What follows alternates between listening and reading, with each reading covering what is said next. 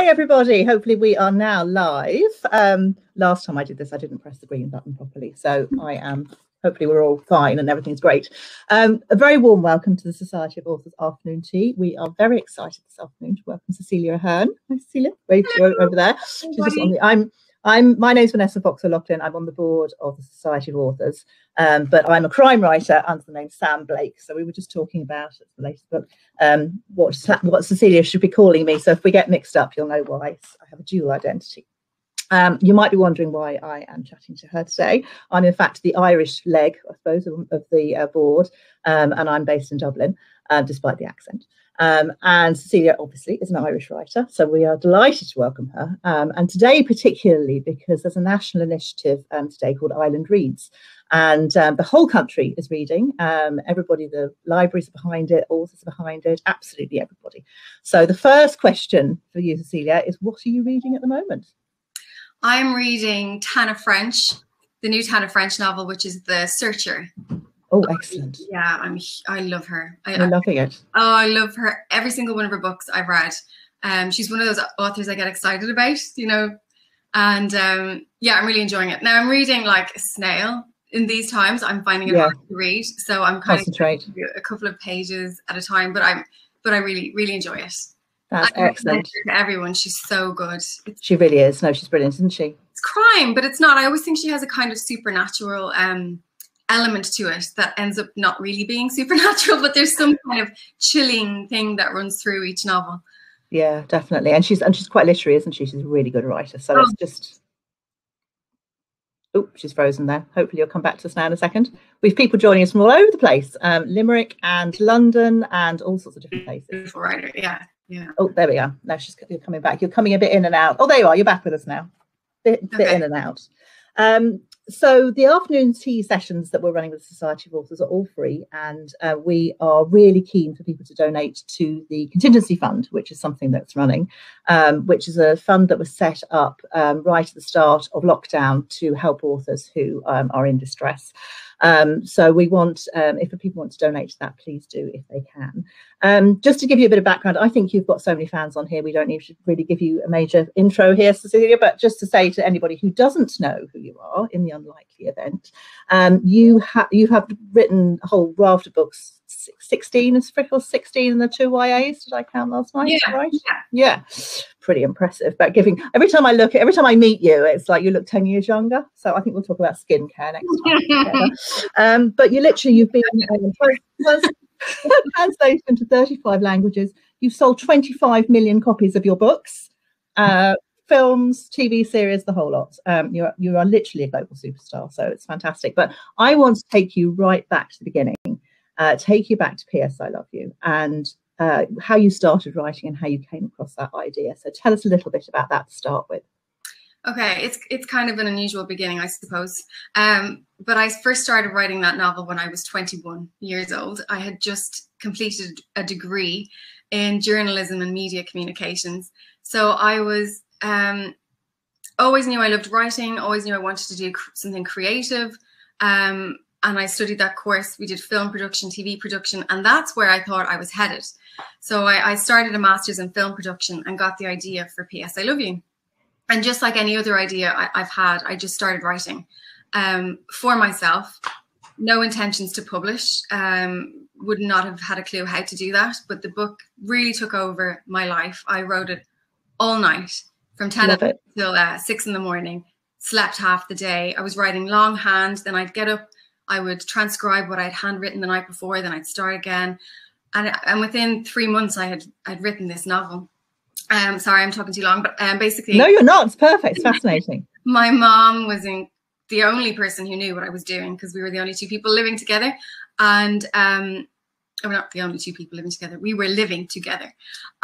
She was incredibly supportive and said, why don't you send it to somebody in the publishing industry, see what can happen? And so I did. I sent it to an agent, Marianne Gunn O'Connor, an Irish agent. And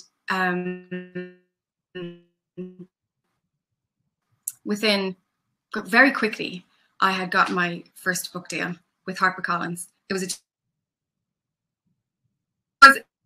It's an amazing story. It is not the normal kind of how to get published story, but it's it's a book that just came, it was just my heart and soul just flooding into the writing. So and I knew that it felt different to everything else I had ever done, and I knew that was the time for me to share it. Yeah, I wouldn't have shown it before. I just felt this one, oh God, this is special. This is doing something to me, changing my life completely. I need to share this. So that's it really. I think it's writing from the heart is what every writer needs to do. Nobody can write for the market. It's that passion, because that passion then lives on the page. We've got some questions that we're going to get to later that have already been sent in, and a couple of them, book two of them, relate to individuals who've been suffering from grief and loss and who completely connected with that book. So I'm going to be asking you a little bit more about sort of your experience of that later. But I think that passion is so important. Did you find that the experience that you had studying film helped you in terms of structure? Because I think that's really interesting, that you probably understood a lot going into it, even if you didn't realise at the time. Yeah, I think I understood more from watching films than studying. No offence to my course, but I think I lived all growing up in books, TV and film. Loved stories, loved getting lost in them, and that was mainly how I learned how to do it, to be honest. But I brought a little something here today to share with you. Oh, let's see. You've seen this. This is the original P.S. I Love You, my handwritten work. Look at this. I find it amazing. I find it fantastically handwrite. Oh wow! In the old refill pad that's now broken. Excellent. And it was. I have the date written on the 11th of October, 2002. 2 a.m. is when I began. What was going on in my head at 2 a.m. Wow. I actually had the list. So obviously I had in my head, it's a list of letters, a list of things. And I have in the corner, number 10, don't be afraid to fall in love. So I knew from the very beginning that the 10th letter was going to be, sorry to give it away, everyone, but that's what happens at the end. This is actually giving me chills, making the hair stand up on the back of my neck, because it's like wow, isn't it? I know. I can tell you that I had no idea how to write a book, and people always ask lots of questions, and that's just how you do it. Yeah, that is how you do it. That's it. No fancy software. No, just like you sit down and you write. That is it, isn't it? That is the bottom line for anybody who's writing. I remember I did the deal, and I had no idea. It said, when you sign a contract, it says it's a certain amount of words, like 100,000 words in the novel. I was like, what the hell? How many words? I didn't know how many words I had written. I love it. I didn't know what was standard. So I went out and I bought a book from the local shop. It was Tina Riley, Onion Girl. I opened the book. I counted the amount of words on the first page. Yeah. Multiplied them. And then I can't count it, what I had written, because I didn't even know about word count. And then I have, like, there's a page here that I have chapter 1, how many words, chapter 2, how many words, just so I knew, because the fact that I had this deal was terrifying to me, a big contract with a publisher, and I didn't know what I was doing, and I had to literally work it out that way. So I love it. Yeah. I think it's fantastic. I mean, and I think it's really important, because so many people ask so many questions thinking that they have to know everything before they write a book. You just I mean, it's helpful if you do, but it's actually, you don't. Don't. No, I think it's concept and it's passion, and it's sitting down and doing the work at 2 o'clock in the morning, bum on seat, and writing and producing that. I think do you still write longhand? Yeah, still do. Yeah. Excellent. There's something about connecting the hand and the brain and the paper that is different than typing. I can only type when I'm writing, but I do all my plotting on a piece of paper. Yes. And understanding how things go together.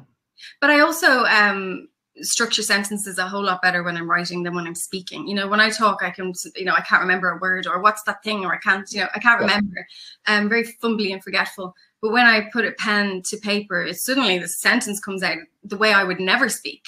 Yeah. So, and I always say that that's writing with the voice that my internal voice. Yeah, totally. The voice that I hear, that I have a chat with myself, that other kind of person that's in there, and that's what I write with. Yeah.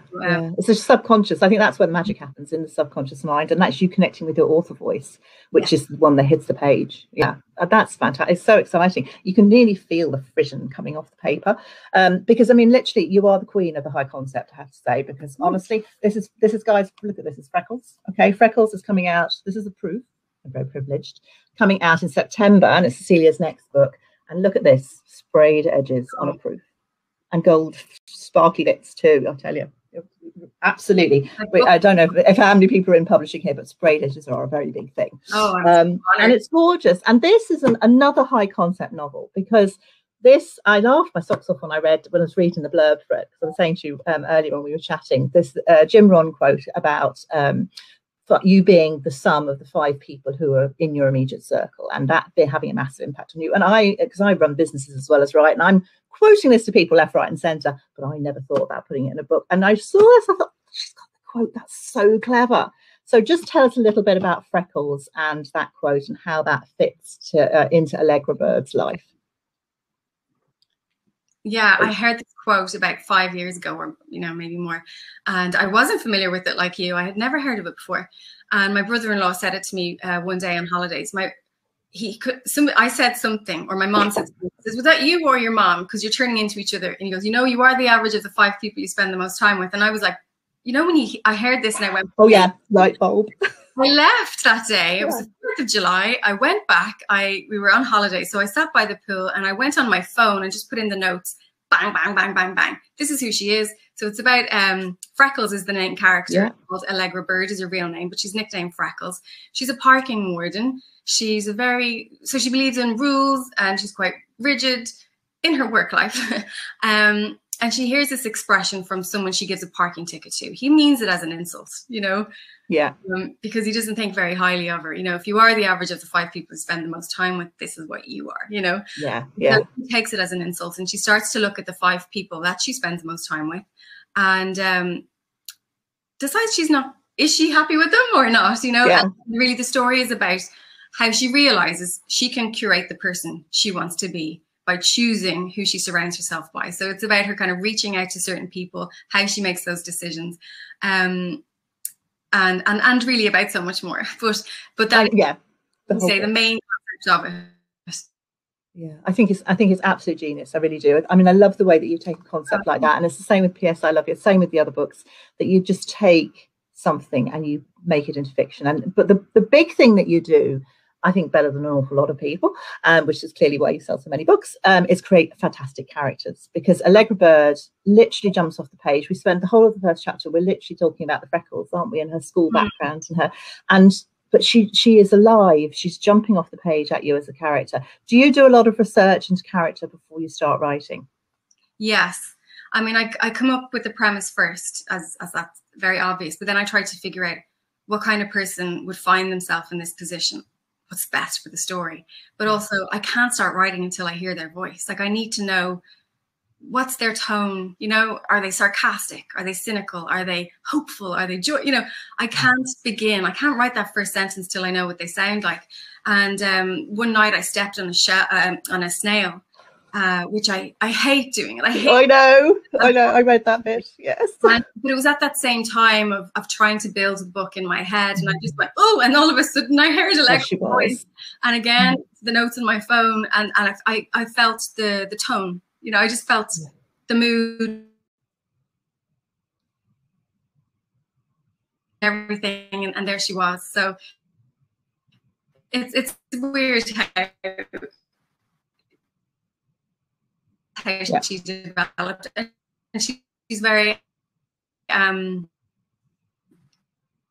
we're losing you slightly there.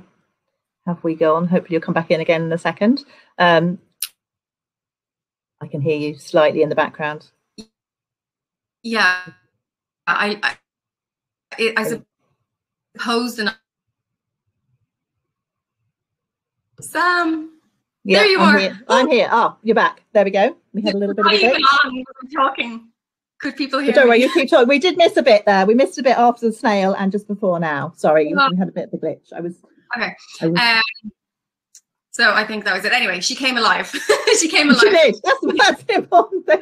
And she does. She is literally, and not just her, but people around her too. And I just think that, for me, character is very important, because when you finish reading a book, it's the characters that resonate in your head afterwards. And so for you to make an impact as an author as well, your reader needs to be able to connect with those characters. And that's something that you achieve, and and all the books have this incredible accessibility, because that author voice of yours is just, it's so open, isn't it? Did it take you a while to get to that point? When you sat down to write P.S. I Love You, that was the first idea. Did it take you a few chapters to find that voice, or did it just literally come out, jump in straight onto the page?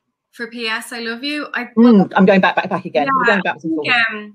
If you compare that kind of scribbly scrabbly first draft that I just showed you and the final, there's like it's there, you know, it's there in the page, but I think it's not polished. And I've obviously, it's like 18 novels on, I've kind of learned how to hone it a lot more, and I'm still learning. And I think getting a lot more confident in, I love experimenting, you know, I never want to write the same novel twice. Not interested. That's brilliant. Not interested in writing about the same kind of character again. Not interested. I kind of, once I do one thing, the next one I'm like, right, what is the opposite kind of story I can tell? Which is really annoying to publishers and marketing people, because it's like they're like, they can't pigeonhole you. No, they're like, we're trying to work on your brand here, and I'm like, sorry. It's all different. So yeah, so it has taken a while, and the confidence, I suppose, and also learning how to work with an editor. You know, which I now see as suggestions. You know, at 21, it's not, you have to fix this. You know, so I'm kind of learning.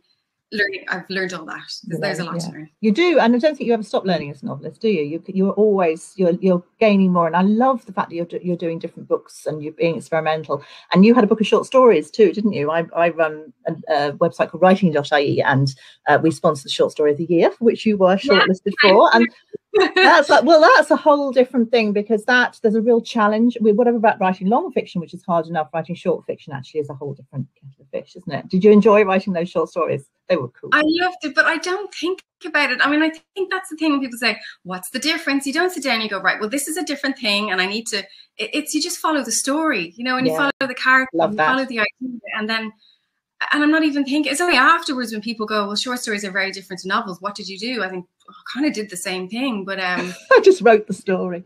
But in a short way, you know? So and that's why I should never do any teaching classes, Sam, because it's really, I just go with how I feel. Yeah. And that's my thing to teach. But I think that's brilliant advice, and it really great advice for people to, it's follow the passion, isn't it? And write the story that's in you. And I think when you do that, I don't go, oh no, this overwhelming thing, I'm about to do something for the first time, everyone's going to laugh. I don't care. I don't care what the rules are. I don't care what anyone says. I'm going to do this because I want to do this. And you just want to get it right, you know. Of course you have to have respect for what you're doing, but I loved that. I loved those short stories, actually. I think, and it was a real lesson as well on how to get to a character and story quickly, you know, like how to just capture the moment. But also what I loved about it is that I didn't have to pad it out. I got to say exactly what I wanted to say without having to elaborate, you know, and go down different. It was just kind of so, you know, intense and tight. Perfect. Yeah. But you do that in your chapters too, because like going back to Freckles, because we have to remember Allegra Bird is sitting there. You do that here too. You do get straight into a chapter, and there's no padding. It's like you're straight there. Every line is working for you, and every line is moving the plot forward and is informing us about character in a wonderful way. Because that squishy snail bit, when I step on the snail, I feel exactly the same. And I was so there with her. And having that same experience, and literally, it's like not a word is wasted. So you actually are achieving that as well. Thank you, but I do always think that chapters are like short stories in themselves. There's a goal for each chapter. It's not just to get you to the next place. It's got to be something in itself. So and I always, you know, going back and editing, I look at things and like that sentence it might look nice, but doesn't need to be there. I'm not a very, you know, it's very basic, maybe very basic writing, but I like to get to the point. Also, you know, I hate a story that goes on too long. Even at a dinner party, you know, I'm like, let's get to the heart of this now. Come on. I don't need to hear how you felt. I just want to know what happened. So that's me, and I guess I put that into my writing. But that works on the page. It works so well because it's that economy. That it's like an economy of effort. But actually, that level you say is simple. It's, you know, it's not that tricky. But actually, that's much harder than flowery prose and, you know, overwriting and, you know, distilling it right down. But I think it's absolutely brilliant advice for anybody watching. Number one, make sure you know exactly what needs to be said in that chapter. And yeah, distill it right down. Focus on the important points, because literally, I know you don't want to teach creative writing, but as a lesson in writing, this book particularly is fantastic, because there's, there really is, no, seriously, because if you go through and you analyze it and you look at it and you look at every sentence, and it's informing us about the character, it's giving us so much about Allegra so soon, so fast, gets us right in there. And that's really what it's all about, isn't it? Hooking the reader. And bringing them along with you. You have absolutely the most amazing fans. They've got loads of questions coming through here, and I want to make sure that we've got lots of time to answer them, because I have a page here as well. You're going to do us a little reading, aren't you? Would you like to do a little bit? Tell us, do a little bit of reading of this, and then we'll get to some of the questions. I want to make sure we get through them all. I'm going to do the squishy snail bit. Oh, good. I love that. That's perfect. Yeah, it's a prologue, so it kind of explains how Allegra feels, how Freckles feels when the nasty guy, rips up the parking ticket in her face and says, "You are the average of the 5 people you spend the most time with." And this is kind of the squishy snail bit that explains how she feels. Right. Perfect. Oh, how weird. Okay. The crunch of a snail under my shoe in the darkness, the crack of the shell, the squish, the ooze. It hurts me at the back of my teeth, a shooting pain through a nerve in my gums. I can't pull my foot up fast enough. I can't rewind. The damage can't be undone. I've hit the squishy interior of the snail's sluggish insides, flattened and twisted them into the ground. I feel the mush on the sole of my shoe for the next few steps, carrying a crime scene on a slippery sole, death on my shoe, smeared guts, a twist and a wipe rids me of it. It happens when walking at night on rain-slicked ground, when I can't see where I'm stepping and the snail can't see who's stepping. I've always felt bad for the snail, but now I know what it's like. Retribution, karma. I now know how it feels for my outer shell to be cracked, for my insides to feel exposed. He stepped on me. He walked with me for a few steps too, his soul slippy with my mush. I wonder if his soul is slippy with me too, if he felt the crack and the ooze of me under his gaze as he spat his hate-filled words and then walked away. My shield taken with him for a few steps before he realized he was still carrying me. A twist of his shoe like extinguishing a cigarette, and I'm discarded. The remainders of me on the pathway, cracked and exposed, an unprotected soft interior I've worked so hard to protect, a leakage of all the parts that were so well contained, feelings, thoughts, insecurities all oozing out, a silvery, slivery track of emotional entrails. I didn't see his foot coming. Wonder if I took him by surprise too. Even though it may not feel like it, this is not where it all ends. I'm not dead. I'm crushed and oozing, a smithereened Allegra bird. You can't fix the broken outer shell, but you can rebuild. How good is that? That is just, I think reading the prologue is perfect, because that's going to put... Well, she goes on to rebuild that broken shell anyway. That's yeah, lovely. That's fantastic. And the gods of the internet were smiling on you there, because there was not one interruption in that. Not a glitch at all. So something's going right, isn't it? So just tell me, in terms of plotting and planning, I meant to ask you that earlier. Do you plot out the book? Do you know where it's going? Do you know what's going to happen to Allegra next? And are you a plotter, or do you just go with the flow? I'm both, because I plot. I know how it's going to end pretty much. I know things that are going to happen along the way. I don't always know how I'm going to get there. And I find that those bits are always the best bits of the book, the bits that I don't necessarily plan, that kind of the day I sit at the desk and go, I don't know what I'm doing today. And then all of a sudden this stuff comes out. And so it's both. It's very important, obviously, to know where you're going and how you're going to end the book. Yeah. But it's very important to also be free when you're writing, and to follow. Sometimes the character doesn't want to go where you're trying to force it into. It's like my toddler trying to put in the wrong shape into the wrong hole, and it's like no, it's not. And it's you, obviously, you're responsible for not getting the character ready for that point. But yes, you've just got to. I'm talking to you, and you know exactly what I'm talking about. But you've got to listen to the character. Also, and Joe, I meant to say it earlier. You were talking about the shorter sentences and things like that. I think there's a rhythm to when you're reading. Like, I don't write poetry. I love reading poetry. But like, if there's an extra word that makes a sentence too long or something, it's like, you have to get rid of that. So that's all part of the enjoyment of writing as well. But yes, I'm a planner and pantster. What's that word? Pantster. It's just writing by the seat of your pants. That's exactly what I'm trying to remember. Someone asked me that before, and I thought that was so funny. It's a bizarre word. I know it might be an Irish only word too. I don't know if it's out there in the rest of the world, but that is so interesting. And it's following. It's that connection with your subconscious, isn't it? And seeing where it'll take you, and being guided by the characters, and allowing that to happen, and also having the confidence to let that happen, because I think that's really important for people to be able to get to that stage, and just let it happen and let it unfold. But you're so right. I love what you said there about you haven't got the character quite ready if they're not ready to do that thing at that time, because that's, people talk about writer's block a lot, and I'm a great believer that actually writer's block is your subconscious putting the brakes on because you've gone wrong or something's not ready. And I think that's a really good point, that the character has to be at the point you need them to be to write the next part. This is fantastic. So interesting, isn't it? I just think it's brilliant. There's so many questions coming in. We have to pause there. Hang on, let's wait, come back to this.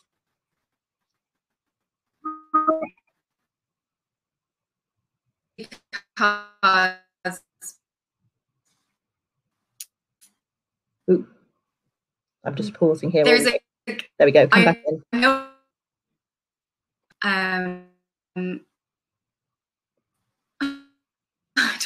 I'm talking. If anyone can. We're glitching. You're glitching a bit. No, I missed that last bit, but don't worry. Oh, you're back again. So this is the glory of Irish internet. Leo, we need to sort this out. I was talking about my writing block. Do I need to repeat that? Just say that last bit again, because I think it was very valuable, but we missed it. So I realised that when I get to a point where I don't know, I don't know what's happening next, it's usually because I know what's happening down the line. I just don't know how to get there. I'm like, I need an idea to how to get there. Lately, I realised there's nothing in between. I need to write the bit that I know. That's the bit that comes next. Yeah. So that's usually how I remedy my block. I'm trying to add something in that doesn't need to be there. That's brilliant. And so literally just go with the flow, write the next bit, and write the bit effectively skip the bit that you don't know, and it'll jig in eventually. Because there is no bit. There isn't supposed to be a bit. Exactly. It's us trying to force a bit in. Yeah. Yeah, we're trying to force something like that. I can understand that. Yeah, definitely. Now, sorry, I have a whole list of questions here, so we're going to start with these. So this first one I mentioned earlier, that people were talking about connecting with the emotion in P.S. I Love You. And Dr. Catherine E. White has written in, and she said that she experienced big loss and really, really connected with that. She says, I wondered how Cecelia had achieved this accuracy of writing. Had she experienced this herself or drawn from the experiences of somebody close to her? And does she have any tips for writing emotional material? So how did you access that? Well, to answer, no, it's not from personal experience, and no, it's not anybody that I knew. It was all complete fiction. But I'm, first of all, honoured that it had that effect on you, and I'm glad that I did the feelings justice. But I never write about myself. I don't write about my life or friends or family's life. I just never. I'm not interested. I write fiction to go somewhere else, Yeah.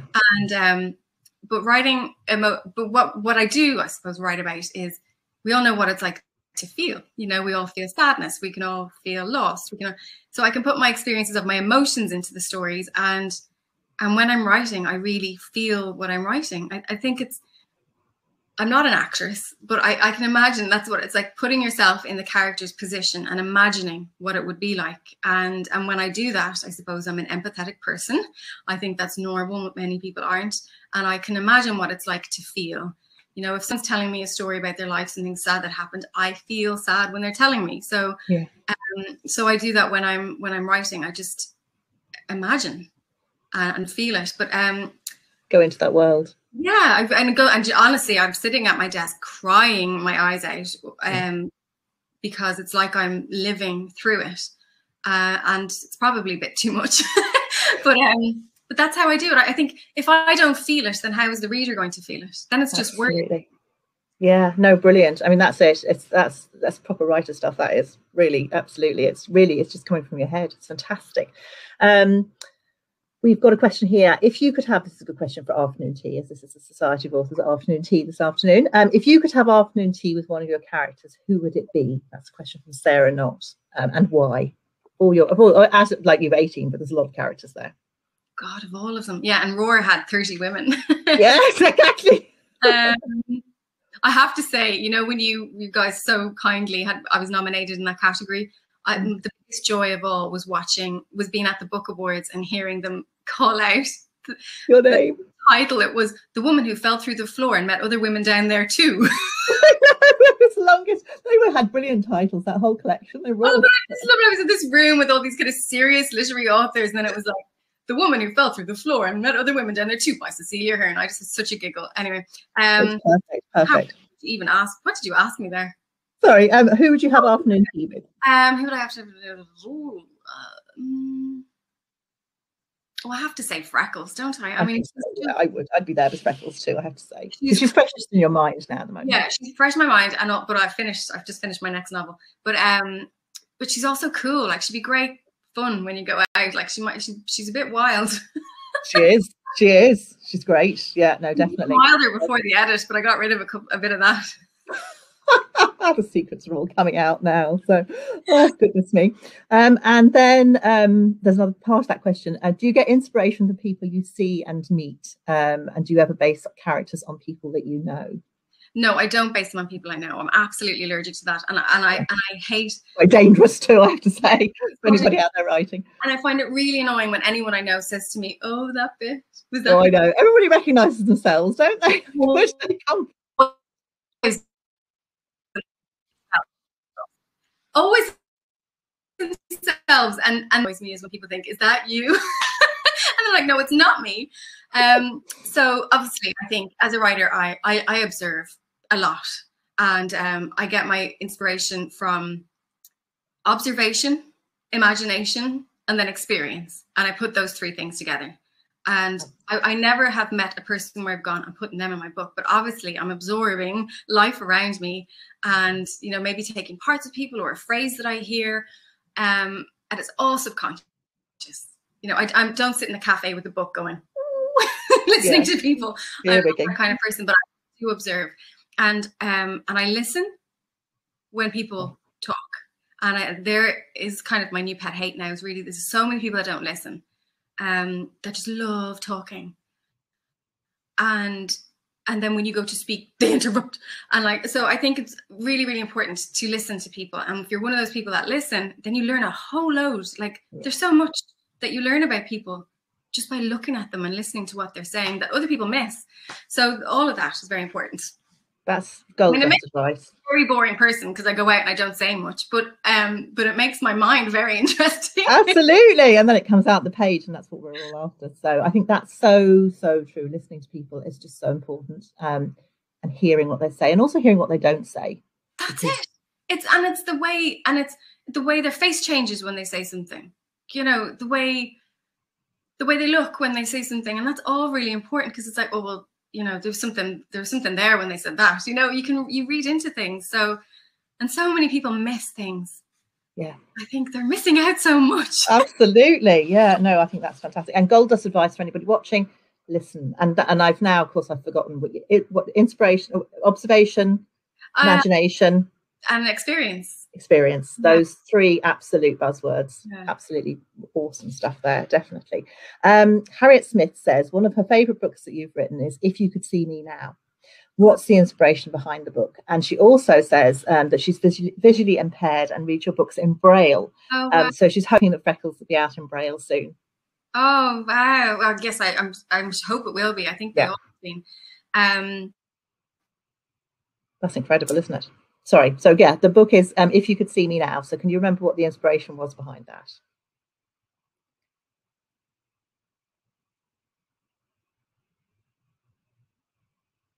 As a nephew who has an imaginary friend. The imaginary friend is an older person, and she actually sees this imaginary friend. But what I wanted to do was write about invisibility, about feeling invisible, and going through your day, you know, feeling like no one sees you. And so we have he is actually invisible, but she sees him. And through meeting each other, they start to see each other and feel then seen by the rest of the world. So, or not the rest of the world, by, you know, the scene in life, really. Yeah. So yeah, it was about that. It was kind of very playful idea on the surface. Someone has an imaginary friend, but it was about feeling unseen. Yeah. And wanting to be recognized and acknowledged. That's fantastic. Do you find there are themes to each of your books that come through? Yeah. Oops, that's a silly question. But yeah, and they're very strong. Yeah, it is. It's sometimes it is, you know, I say I don't write about me or anything, but sometimes it is things that I'm mulling over, like, you know, the state of the world, like, or what's going on with people right now. And suddenly that kind of runs through. Like when I wrote Lyrebird, it's about this introspective, very quirky person, basically, who has kind of the characteristics of this particular bird. So I took a bird and made it a person, and that was really fun to write. But then it was all about feeling what's the word when you're extroverts and introverts. So that kind of the theme of that was like, what happens when you put an introvert in an extroverted world? Has the world become more friendly to extroverts? You know, companies, businesses, schools, is it all leading towards the extrovert? And so kind of, yeah, things that I'm just mulling over at a particular time in life might just worm its way into the story. It's fascinating, isn't it? It's so interesting to hear about your process. I learn something new every time I listen to a writer, and it's just so interesting. Now, what else? It's great. So we've got a question here. Oh yes, this is relating back to short stories from Stephanie Elder. She's wondering if you might be writing a spooky little love story for Halloween. A spooky little love story. Love story. I think you're a closet crime writer, personally. I think, honestly, after this conversation, I think you should be writing something a bit more. You know, I love crime. I absolutely. Thing to read. I actually have written a ghost story that we haven't published yet. Yeah, we should bring it out this Halloween. This feels like one of those weird serendipitous questions where she's channeling something. So that's great. It's called The Ghost Writer, and we haven't published it yet, so I think we should bring that out for Halloween. Yeah, Halloween, absolutely, Stephanie. There you go. I think you've scored a publishing first there with a bit of luck. Now this is what. No. Say again. She wanted it to be romantic, didn't romantic. She? Is it romantic? It's not romantic anyway. Go on, sorry. No, it's not. It'll be a different one. Somebody else here is asking about advice for anybody who wants to be a writer, but I think we're getting loads of that coming through. I mean, passion, don't worry about what people think, just sit down and write. All of that's coming through so clearly from you, and you do that with every single book. Do you literally just sit down and say, like, this is the next idea? Does it take a long time between ideas, or do you have the next idea ready to go before you? Sometimes I have an idea in my head for. Am I gone again? Am I here? No, you're okay. You're coming in and out, but you're okay now. Yeah. Keep going. Sometimes there is an idea in my head for years and years, but just hasn't. Like, for example, freckles. This is in my head for 5 years. But it just takes a while for them to develop, you know, to become fully formed, to become a book. So, but actually, if you're writing about my writing schedule, it's very, very bam, bam, bam. So usually pandemics and maternity leave and babies aside, I usually write from January until May. My books are always due in May. And then I edit in the summer, and then I publish in the autumn. And I do that every year. Some years I've taken a year out to have children. Some years we publish to make up for it. Some years there are pandemics and they cancel your book. So this year I started writing my new novel in September, and I just finished that now. So that, but basically it is like, you know, kind of 5 months to write a book, edit for a few months, and then publish. It's really interesting. It's fascinating to hear that, because I mean, that's how much goes into it, doesn't it? Like, it is when you write your first draft. I'm going to go through the questions in a minute, but I have so many here. When you write your first draft, do you sit down and just write to the end and then go back and go over it and see where you are? And you mentioned before you handwrite, and then if you're still doing that, and then type up. So just tell us a little bit about that first draft while I'm looking through the questions. For me, a good piece of advice, because I know a lot of people who are trying to try to perfect the first draft, and then they get stuck. And for me, it's just about trying to get the story out. I want to get it out of me. So exactly. I don't do art, so but I imagine it'd be like sketching before you draw, paint or something, or you know, if you act as like blocking a scene before you do it. So it's like marking your story before you kind of give it. I don't want to say it's a skeleton first, because I think all the heart goes into it first. Yeah. Yeah. So I write it. I write very, very quickly. Kind of really speed through it. It's like I want to get it out. It's written too fast. My editor says you've really sped up the end there again. 18 years later, I go, yeah, Lynn, I did. Never gonna stop. And then I have to go back, slow it down, flesh it out, clean it up, polish for ages before I even submit it. Yeah. So that's how I roll.